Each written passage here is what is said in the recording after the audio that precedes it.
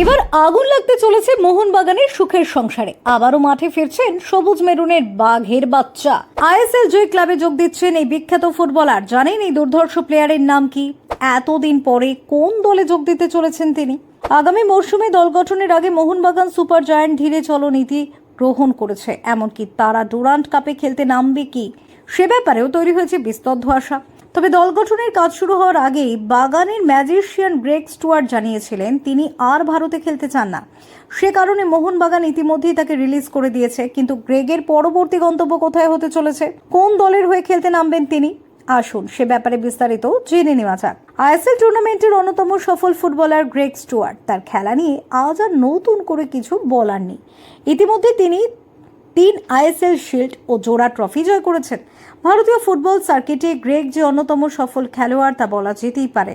Mumbai city FC এবং Mohun Bagan super জায়ান্টের হয়ে তিনি জোড়া আইএসএল কাপ জয় করেছেন, সঙ্গে রয়েছে 2টি শিল্ড।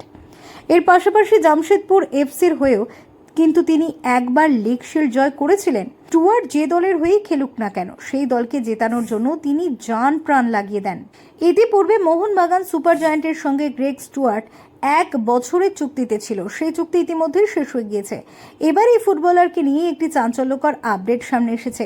শোনা যাচ্ছে চেন্নাই এফসি নাকি তার প্রতি আগ্রহ দেখিয়েছে, কথাবার্তাও নাকি অনেকটা এগিয়ে গিয়েছে। সেকেন্ড স্ট্রাইকার হিসেবে গ্রেগ অনবদ্য, পাশাপাশি স্ট্রাইকার হিসেবেও তিনি ম্যাচ নিয়ন্ত্রণ করতে পারেন। সেই দিক থেকে বিচার করতে গেলে চেন্নাই এফসির কাছে স্টুয়ার্ট কিন্তু অবশ্যই একটা ভালো অপশন হতে পারেন। শেষ পর্যন্ত এই চুক্তিতে শিলমোহর পরে কিনা সেটাই আপাতত দেখার। তবে স্কটিশ ফুটবলার কিন্তু আগে জানিয়েছিলেন যে ভারতীয় ফুটবলেই তিনি আর খেলতে চান না। কারণটা একেবারেই ব্যক্তিগত।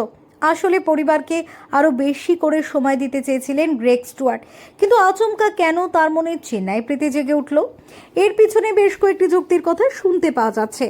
তবে যে যুক্তিটা সব থেকে ভরসাযোগ্য তা হলো আওয়েন কোয়েলের জোড়াজুড়ির কারণেই গ্রেগ হয়তো এই চুক্তিতে সায় দিয়েছেন, যদিও এই ব্যাপারে কোনো আনুষ্ঠানিক বিবৃতি এখনো পাওয়া যায়নি। ফিউরো রিপোর্ট, TV7 বাংলা।